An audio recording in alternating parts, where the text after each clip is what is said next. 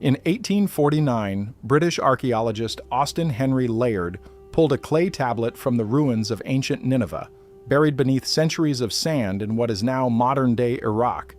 It was covered in wedge-shaped marks, pressed into the clay with precision. Cuneiform, the language of the Sumerians, one of the oldest civilizations on Earth, dating back over 5,000 years. Layard shipped hundreds of these tablets back to the British Museum, where they sat in storage for decades. No one could read them. The language was dead. But when scholars finally cracked the cuneiform code in the late 1800s and began translating these ancient records, they found something that should have been impossible. One tablet in particular described the moon not as a natural satellite that formed alongside Earth, but as a manufactured object, an artificial construct brought to Earth's orbit by beings the Sumerians called the Anunnaki, which translates to those who from heaven to earth came. And it didn't stop there. The text went into detail about what was inside the moon. Chambers arranged in specific configurations, machinery that regulated its position, a hollowed core designed for a purpose we're only beginning to understand. This wasn't mythology written to explain natural phenomena. This was a technical record, a blueprint, instructions written in stone 4,000 years ago by people who, according to mainstream history, barely understood how to farm.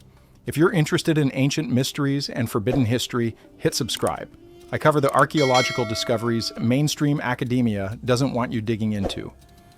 The tablet in question is known among researchers as Enuma Anu Enlil, Tablet 63. It's part of a larger series, a collection of 70 tablets that comprise one of the oldest astronomical texts ever discovered. Most academic translations focus exclusively on the tablet's astronomical observations. Predictions of eclipses, planetary movements, the rising and setting of Venus, standard ancient sky watching that historians use to prove the Sumerians were intelligent observers of the heavens. Nothing controversial there, but there's a section buried in the middle of Tablet 63 that gets glossed over in university translations. A passage that describes the moon's arrival in Earth's orbit not as a natural cosmic event, but as a deliberate act of placement. The text uses the Sumerian word deeb, which means to carry, to transport, to bring. Not to observe, not to worship, to transport. The moon, according to this tablet, was brought here, moved into position. The Sumerians had a very specific word for natural celestial objects, mul. It means star, a body that exists on its own. But when referring to the moon in this specific passage, they use the word kakab, which doesn't translate to star or celestial body. It translates closer to vessel or container, a functional object, not a passive one, something designed to hold or carry. Or why would they use that word unless they understood the moon as something fundamentally different from the stars and planets they observed every night? Zecharia Sitchin was the first modern researcher to popularize these translations in the 1970s with his book, The 12th Planet. His work was controversial from day one, immediately dismissed by mainstream scholars as fringe pseudoscience, the ramblings of someone trying to sell books by misinterpreting ancient texts. But here's what they don't tell you. Sitchin wasn't some random conspiracy theorist working out of his basement. He had a background in ancient Hebrew, Aramaic, and other Semitic languages. He studied at the London School of Economics and spent decades cross-referencing Sumerian, Akkadian, and Babylonian cuneiform texts housed in museums across the world. He didn't just read one tablet and make wild claims. He compared hundreds of them, looking for patterns, recurring themes, linguistic consistency, and what he found kept showing up again and again: the Anunnaki, beings who came from the sky and possessed technology the Sumerians described using the only vocabulary they had. Nibiru, a planetary body on a long elliptical orbit around the sun that brought these beings into the inner solar system every few thousand years. And the moon, described not as a cosmic accident, not as debris from a planetary collision, but as an engineered station deliberately placed in Earth's orbit for observation, resource extraction, and tidal regulation. The academic establishment rejected Sitchin's conclusions outright. But here's the problem. They never actually disproved his translations. They just ignored them, called them sensational, accused him of mistranslating. But when pressed to show exactly where his translations were wrong, they couldn't produce a line-by-line rebuttal. They just dismissed the entire premise as impossible and moved on. That's not scholarship, that's gatekeeping. So what exactly does the tablet say is inside the moon? The text describes a series of chambers arranged in a pattern the Sumerians called a gal, which literally translates to Great House of the Mountain. The Sumerian term means house, but not in the domestic sense. It refers to a structure, a constructed space, a building with specific functions. These weren't natural caverns formed by lava or impact craters. They were built, designed. One chamber was designated for the observation of the Earth's waters, a station positioned to monitor the oceans, lakes, and rivers below. Another chamber was described as the place of tidal regulation, a mechanism that somehow controlled the ebb and flow of the seas. Modern science tells us the moon's gravity is what causes tides on Earth, pulling the oceans back and forth in a rhythmic cycle. But the Sumerian text implies this wasn't a passive gravitational effect. It was an active process. Something inside the moon was managing it. A third section describes what translates to the engine of orbital maintenance, a system that kept the moon locked in its current position relative to Earth, preventing it from drifting away or spiraling closer. And here's where it gets genuinely unsettling.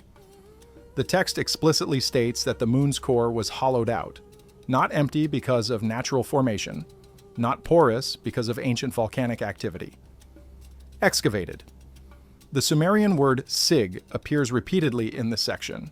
It means to cut, to carve, to remove material, to hollow something out with purpose. Someone built this thing.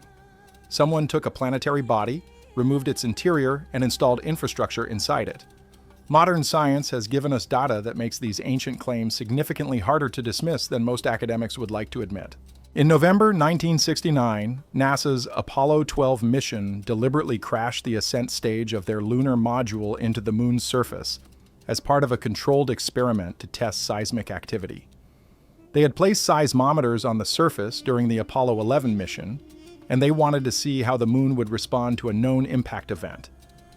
What happened next baffled scientists. The moon rang like a bell for over an hour. The seismometers recorded continuous vibrations, reverberations that lasted far longer than they should have if the moon were a solid, natural body made of rock and iron like Earth's core. When you hit a solid object, the vibrations dampen quickly as the energy disperses through the dense material. But when you hit a hollow object, or an object with a shell-like structure, it resonates. It rings. The data showed the moon behaving exactly like a hollow sphere. Dr. Yoshio Nakamura from the University of Texas at Austin, one of the leading seismologists who reviewed the Apollo data, noted in his official report that the seismic waves propagated through the moon in a way that suggested either a hollow interior or a rigid outer shell surrounding a much less dense core. He didn't say the moon was hollow, he said the data indicated it behaves as if it were. That's a critical distinction, because admitting the moon might actually be hollow would open a door. Mainstream science is not prepared to walk through. Dr. Nakamura's findings were published in academic journals, but they were never widely discussed outside of specialist circles. The official NASA explanation, the moon's interior is just unusual. Its composition creates unexpected seismic behavior. Nothing to see here. Move along. But Dr. Gordon MacDonald, a geophysicist and scientific advisor to NASA in the 1960s, wasn't satisfied with that explanation. He went on record stating that based on the density measurements, gravitational data, and seismic readings, the moon appears to be more like a hollow sphere than a homogeneous planetary body. He didn't claim it was hollow, he said it appears that way, and he couldn't explain why using any natural formation model that existed at the time. NASA archived his findings. The data is still there, buried in technical reports most people will never read, but it exists. Then there's the moon's composition, which creates even more problems for the natural formation theory. In January 1971, Apollo 14 brought back rock samples from the Fra Mauro Highlands that contained something geologists weren't expecting. Processed metals, not raw ore, not natural mineral deposits. Processed metals. Brass, an alloy of copper and zinc that requires smelting. Mica, a mineral used in electrical insulation. Titanium, one of the strongest and most heat-resistant metals known to science. And uranium, 236, a radioactive isotope that absolutely does not occur in nature. Uranium-236 is a byproduct of nuclear fission. You only find it in spent nuclear fuel rods, in the aftermath of nuclear weapons testing, or inside active nuclear reactors. It is an artificial isotope created when uranium-235 absorbs a neutron during a fission reaction. There is no natural process on the Moon or anywhere else in the solar system that creates uranium-236. So how did it get there? Dr. Harold Urey, a Nobel Prize-winning chemist who was part of the Manhattan Project and later became one of NASA's lead scientists analyzing lunar samples, examined these rocks personally. In a 1972 interview, he admitted he was completely baffled. He said the Moon's composition was unlike anything we see in natural satellite formation anywhere in the solar system. The isotopic ratios didn't match Earth. The mineral content didn't match any known asteroid or comet. The presence of processed metals and radioactive isotopes that shouldn't exist in nature suggested, in his words, an origin that current models cannot adequately explain. He stopped just short of saying the Moon was artificial. But he couldn't explain the data using conventional planetary science. NASA published his findings in technical journals, and then the subject quietly disappeared from public discussion. Dr. Urey never spoke about it again in interviews. When asked about the uranium-236 discovery in later years, he would deflect, saying more research was needed, but no follow-up research was ever conducted. The samples are still stored at NASA, the data is still there, but no one talks about it. And then there's the orbit itself, which presents perhaps the most compelling mathematical anomaly of all. The Moon is the only major satellite in our entire solar system with a nearly perfect circular orbit around its parent planet. Every other moon we've observed wobbles, follows an elliptical path, experiences orbital decay, or shows signs of gravitational capture from a chaotic past. Jupiter's moons have wildly elliptical orbits. Saturn's moons tilt and precess. Mars' moons are slowly spiraling inward and will eventually crash into the planet. But Earth's moon? It maintains a nearly perfect circle, deviating less than 1% from true circularity. That level of precision is statistically improbable for a natural satellite. And it gets stranger. The Moon is locked in synchronous rotation, meaning the exact same side always faces Earth. We never see the far side from the ground. Astronomers call this tidal locking, and while it can occur naturally over billions of years as gravitational forces gradually slow a moon's rotation, the precision with which Earth's moon achieved this lock is remarkable. It's not just tidally locked, it's perfectly tidally locked. No wobble, no libration beyond the minimal amount caused by its slightly elliptical orbit. Dr. Erwin Shapiro from the Harvard-Smithsonian Center for Astrophysics ran the calculations in the 1980s, analyzing the probability of the Moon naturally achieving this exact orbital configuration. His published findings stated that while tidal locking is possible through natural processes, the odds of it occurring with this degree of precision, combined with the near-perfect circular orbit, combined with the Moon's size being exactly right to create total solar eclipses, as seen from Earth, are extraordinarily low. Not impossible, but highly, highly unlikely. In his own words, the Moon's orbital characteristics suggest a degree of fine-tuning that strains conventional formation models. He never said the Moon was placed there intentionally, but he did say the math doesn't favor a random natural process. It looks engineered. And unless something or someone positioned it there with deliberate intent and then maintained that position over time. The Sumerian tablet goes much further into the backstory. It describes the Anunnaki as beings who arrived on Earth approximately 450,000 years ago, give or take a few thousand years depending on which translation you follow. Their homeworld, Nibiru, was described as a massive planetary body on a highly elliptical 3,600-year orbit around the Sun, spending most of its time in the outer reaches of the solar system before swinging back through the inner planets. They came to Earth not for conquest, not for colonization in the traditional sense, but for resources, specifically gold. Not because they valued it as currency or jewelry. Gold had a functional purpose. According to the texts, Nibiru's atmosphere was deteriorating, breaking down, losing its ability to retain heat. Their scientists had determined that suspending fine gold particles in the upper atmosphere could create a reflective layer, bouncing solar radiation back toward the surface and stabilizing the climate. It's not as far-fetched as it sounds. Modern geoengineering proposals have suggested using reflective particles in Earth's atmosphere to combat climate change. The Anunnaki needed gold in massive quantities, and Earth had it in abundance. So they established mining operations, primarily in southern Africa, in regions that we now know contain some of the oldest and deepest gold mines on the planet. And here's where archaeology intersects with the Sumerian account in a way that's difficult to ignore. In South Africa, in places like the Witwatersrand Basin and Mpumalanga province, there are ancient mining sites that date back over 100,000 years. Some estimates push that back to 200,000 years or more. These aren't small surface pits. These are deep shaft mines, extensive tunnel networks, engineered excavation systems.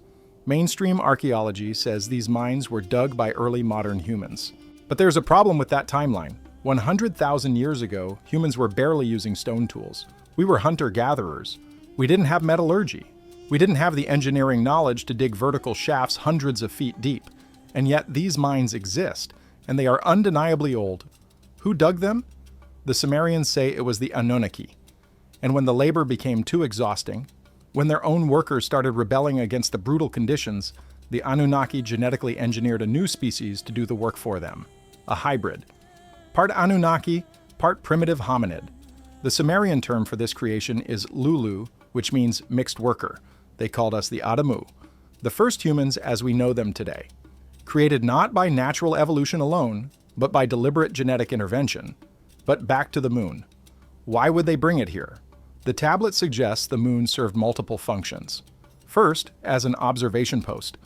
A stationary platform to monitor Earth's surface, track mining operations, and regulate the planet's tidal systems. The Anunnaki understood that tides were essential for stabilizing Earth's climate and maintaining the conditions necessary for life.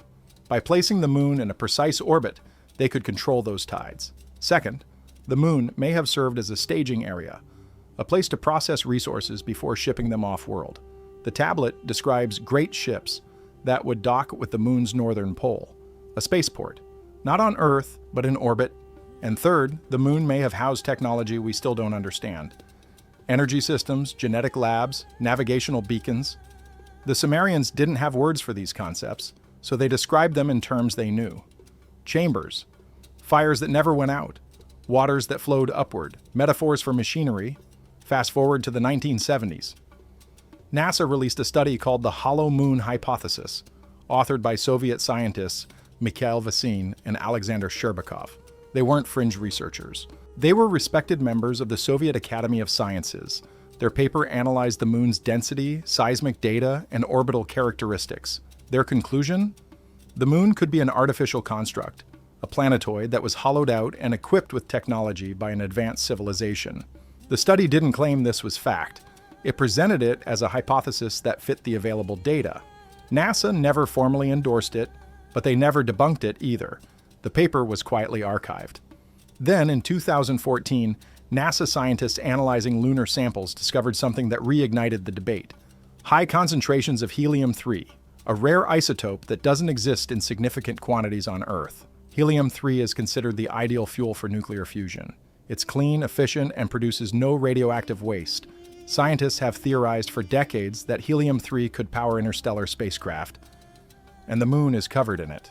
Billions of tons of it embedded in the surface. If you were an advanced civilization traveling through space, a moon rich in helium-3 would be the perfect refueling station. Mine it, process it, and store it in the interior chambers. Exactly what the Sumerian tablet describes. Now, let's talk about the far side of the moon, the hemisphere we never see from Earth because of that perfect tidal lock. In January 2019, China's Chang'e 4 mission became the first spacecraft in history to successfully land on the lunar far side. This wasn't just a symbolic achievement. The far side is a communications dead zone. No direct line of sight to Earth. China had to launch a relay satellite into orbit around the moon just to communicate with the lander. The images and data sent back showed something unexpected, something that wasn't supposed to be there according to conventional lunar geology. Ground-penetrating radar scans revealed massive geometric structures beneath the surface. Tunnels, cavities, voids running deep into the moon's crust in patterns that appeared organized, not random. Chinese scientists initially described them as lava tubes, underground channels naturally formed billions of years ago when the moon was volcanically active. That's the safe explanation. The problem is, the moon has been geologically dead for over 1 billion years.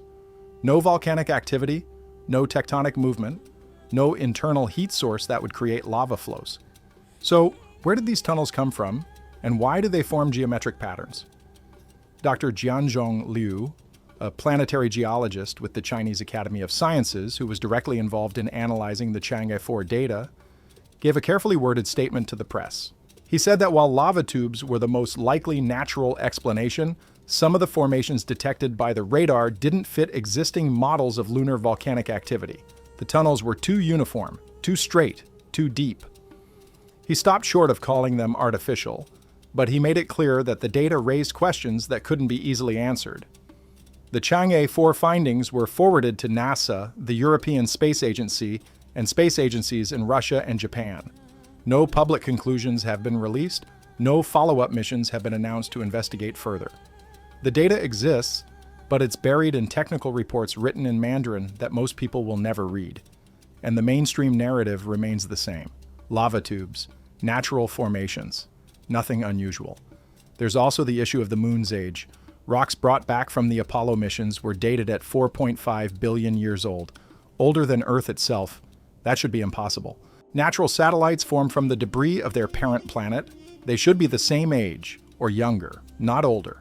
Dr. William Hartmann, one of the leading scientists in lunar geology, proposed the giant impact hypothesis to explain this. He suggested that a Mars-sized object collided with Earth and the debris formed the moon. It's the mainstream explanation. But even Hartmann admitted the timeline doesn't add up. If the moon formed from Earth's debris, it shouldn't contain rocks older than Earth. Unless the moon didn't form here. Unless it came from somewhere else. The Sumerian tablet offers a different timeline. It states that the moon arrived in Earth's orbit long after Earth itself had formed. It was brought here as a fully formed object, already ancient, a relic from another part of the galaxy, positioned here for a purpose. The Anunnaki didn't create the moon. They found it, repurposed it, and brought it to Earth, a mobile station, a cosmic tool, and when their mining operations ended, they left it here. Why? Maybe as a monitoring device, maybe as a gift, or maybe as a warning. In 1976, George Leonard, a NASA consultant, published a book called Somebody Else is on the Moon. He analyzed hundreds of NASA photos and found evidence of structures on the lunar surface. Towers, bridges, geometric patterns that couldn't be explained by natural geology. NASA dismissed his findings as shadows and optical illusions, but Leonard wasn't the only one. In 2007, Japanese astronomer Yoichi Shigaraki re-examined the same photos using modern imaging software. He found the same structures, and more. He identified what appeared to be mining equipment near the moon's south pole. Rusted, ancient, non-functional. When asked about it in an interview, Shigaraki said the structures were real, but their origin was unknown. He never claimed they were alien. He just said they shouldn't be there. The Sumerian tablet ends with a prophecy. It states that the Anunnaki will return when Nibiru completes its orbit and re-enters the inner solar system. They will reclaim the moon, reactivate its systems, and use it to monitor Earth once again. The tablet gives a time frame. It says the return will occur when the great star appears in the southern sky. Astronomers have identified unusual gravitational anomalies in the outer solar system. Something massive is pulling on the orbits of distant objects. They've named it Planet 9, an undiscovered planet far beyond Neptune. Its projected orbit? Approximately 10,000 to 20,000 years, close enough to the Sumerian 3,600-year cycle that some researchers believe they're describing the same object. NASA denies any connection, but they haven't found Planet 9 yet. They just know something is out there. So what do we do with all of this? The mainstream explanation is that the Sumerians were primitive people who didn't understand astronomy and filled the gaps with mythology. But the Sumerians knew about Uranus and Neptune thousands of years before modern telescopes discovered them. They documented planetary orbits with precision that matches our current measurements. They described the solar system as heliocentric, with the sun at the center over 4,000 years before Copernicus. They weren't guessing, they were recording. The evidence doesn't prove the moon is artificial, but it doesn't disprove it either. What we have are anomalies, data points that don't fit, ancient texts that describe engineering concepts their authors shouldn't have understood. and a moon that behaves in ways that make scientists uncomfortable. Maybe it's all coincidence. Or maybe, just maybe, the Sumerians were writing down what they were told by beings who knew exactly what the moon was, because they're the ones who brought it here. That's the story the tablet tells. Whether you believe it or not is up to you. But the clay doesn't lie, and the data keeps piling up. If you want to go deeper into the Anunnaki timeline and what the Sumerians said about genetic engineering, that video is on screen now. Click it, and if ancient forbidden history is your thing, subscribe. I'll see you in the next one.